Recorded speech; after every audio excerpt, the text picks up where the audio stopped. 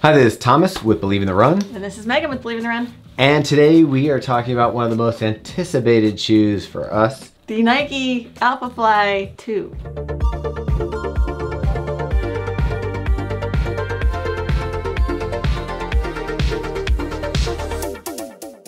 Before we get going, if you could like and subscribe to the channel, that'd be great. Really helps us out. Gets those videos to you faster.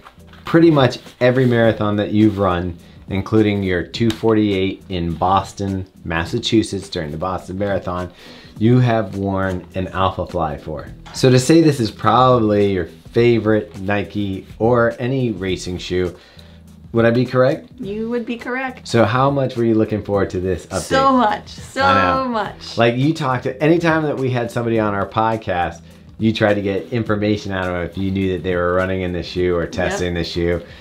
Talking about Keira D'Amato. And we never got any information, but we finally got the shoe and here it is. Okay, well, let's start with some of the positives here. First, let me actually say, they're saying there's minor changes to the shoe. This is a complete overhaul. It's substantial. But anyway, let's start with this upper, which is, I think, a lovely improvement. The upper is fantastic. The fit is better. I don't get the gaping around my ankle.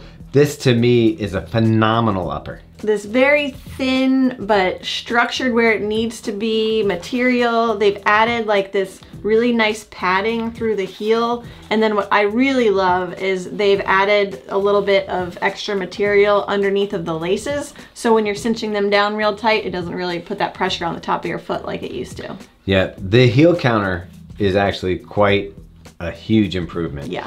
This is a substantially better upper than on the original Alphafly.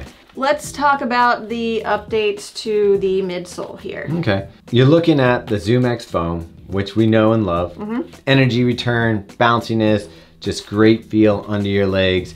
And they've actually raised the stack height of the midsole. Well, so now you went from a 4mm drop to an 8mm drop. And then they've added some of the foam underneath of this AirPod in the front. And then this heel in general has gotten wider. So if you compared this to the previous version where it was much more narrow, and this is to help with stability. So a lot of people felt like with such a high stack and such a narrow build that the Alphafly was kind of unstable.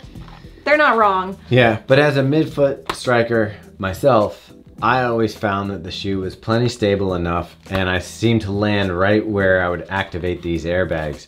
I kind of preferred the original to what we've got here. And then the other update is this outsole. So it's a completely new rubber. It's supposed to be more durable. You know, it's not even rubber. Actually, a GC foam or something. I forget what it's called, but it's not rubber. It feels like rubber. They call it rubber. To anybody that would know, it's rubber. It does feel like there's a lot more traction going on when you're out there on the roads. And I do think that this is quite a bit more durable than what we saw on the previous version. One of the things that people didn't, even understand that when we first got the original one is how durable the Alphafly is. We put 300, 400 miles onto pairs of Alphaflys and the shoe seems to hold up well. I think that's a combination of the foam and the plate working together.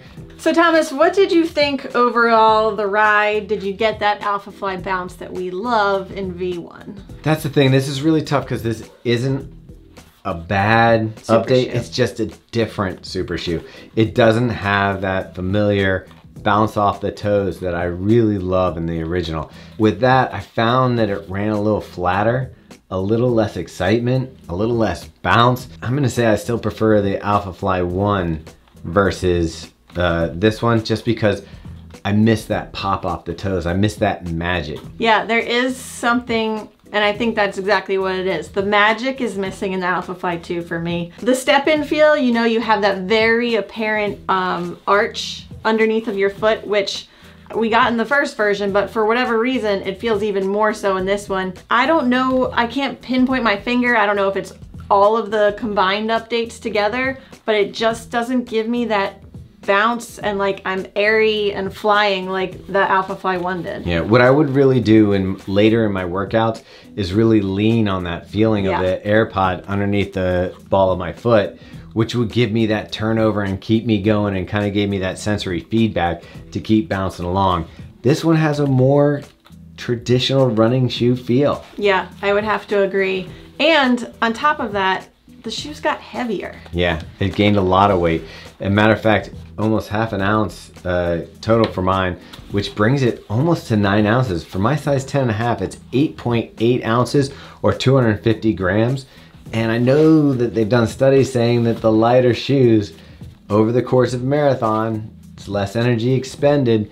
So we're not talking about a ton of weight, but for a race day shoe, when you can go with something that's in the high 7s, or you're going in something that's close to 9, it's gonna make me wonder if this is a shoe for me on race day. Yeah, and so just for comparison, my women's 7.5 was 6.4 ounces or 181 grams, which again, not terrible, but kind of disappointing when you think about what they've done with the Vaporfly and how light that is. Yeah.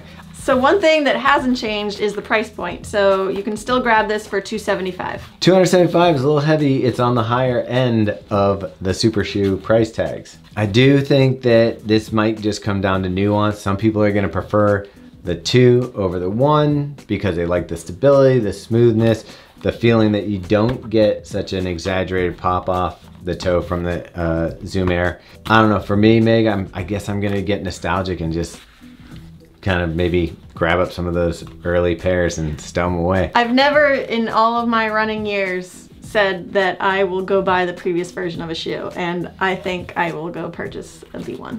If you've tried it or are going to try it, we'd love to hear your feedback and let us know what you think of the update. So Meg, what do you give it?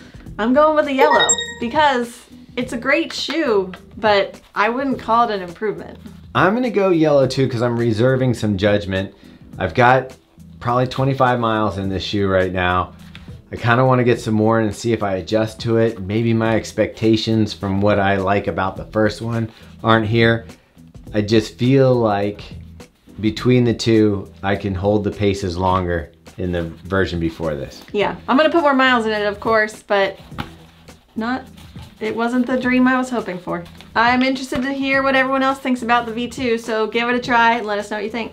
All right, so make sure that you subscribe to our YouTube channel, like this video, and check us out on Instagram. We're over on Strava. You can listen to either of our podcasts. We have The Drop, which comes out every Friday, and Fuel for the Soul, which is our bi-weekly podcast with Megan Featherston. About sports nutrition. Yep. So if you're looking to get that extra edge, whether it be hydrating correctly, taking enough carbs in during your racing, this is the show you want to listen to help you get that edge.